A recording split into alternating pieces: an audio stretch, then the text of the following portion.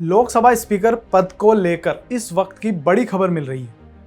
अब स्पीकर पद के लिए कल चुनाव होंगे क्योंकि इस पद पर आम सहमति नहीं बन पाई है। एनडीए की ओर से ओम बिरला ने नामांकन दाखिल किया है, जबकि विपक्ष की ओर से के सुरेश ने भी स्पीकर पद के लिए नामांकन भरा है। हालांकि पहले उम्मीद थी कि सर्वसम्मति से ओम बिरला को स्पीकर चुना जाएगा, लेकिन विपक्ष ने भी अपना उम्मीदवार उतार दिया है। ऐसे में अब स्पीकर पद के लिए चुनाव की आवश्यकता पड़ी है, जो कल आयोजित होने वाले हैं। यह घटनाक्रम संकेत देता है कि विपक्ष ने डिप्टी स्पीकर पद की मांग पर जोर दिया था, लेकिन शायद यह मांग सत्ता पक्ष द्वारा पूरी स्वीकार नहीं की गई।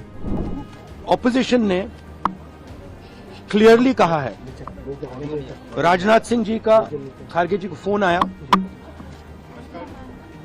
राजनाथ सिंह जी ने खारगे जी से कहा देखिए आप हमारे स्पीकर को सपोर्ट कीजिए। ऑपोजिशन, पूरी ऑपोजिशन ने कहा है, हमने सब के सब से बात की है, पूरे ऑपोजिशन ने कहा है कि हम स्पीकर को सपोर्ट करेंगे, मगर कन्वेंशन ये है कि डेप्यूटी स्पीकर ऑपोजिशन को मिलना चाहिए। इस कारण विपक्ष ने अपने उम्मीदवार को मैदान में उतारने का निर्णय लिया है।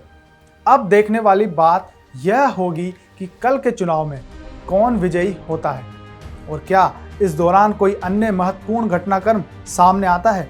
ओम बिरला का पुनः स्पीकर बनने का सपना साकार होता है या विपक्ष के उम्मीदवार के सुरेश को मौका मिलता है। यह कल के चुनाव परिणाम पर निर्भर करेगा। आम सहमति से स्पीकर चुनने की अब तक चली आ रही परंपरा भी टूट जाएगी।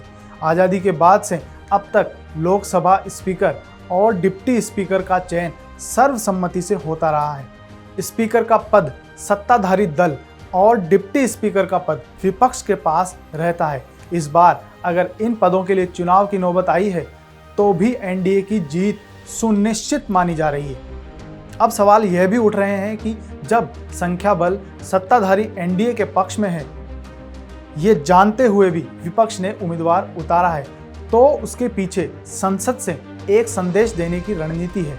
चुनाव नतीजों के बाद से ही विपक्ष यह कहता रहा है कि इस बार सरकार को खुली छूट नहीं देंगे। विपक्ष परंपरा का हवाला देते हुए डिप्टी स्पीकर का पद मांग रहा है और उम्मीदवार उतारने के पीछे भी यही संदेश की रणनीति हो सकती है।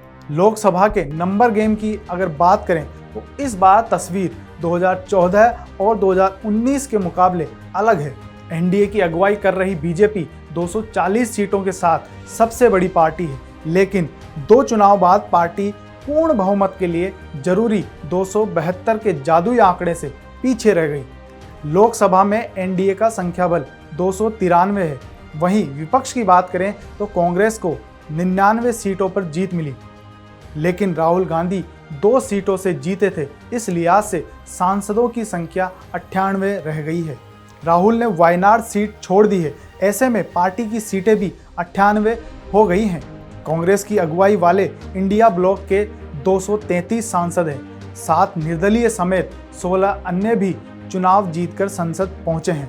अब ऐसे में लोकसभा स्पीकर के पद के लिए यह चुनाव काफी दिलचस्प हो गया है।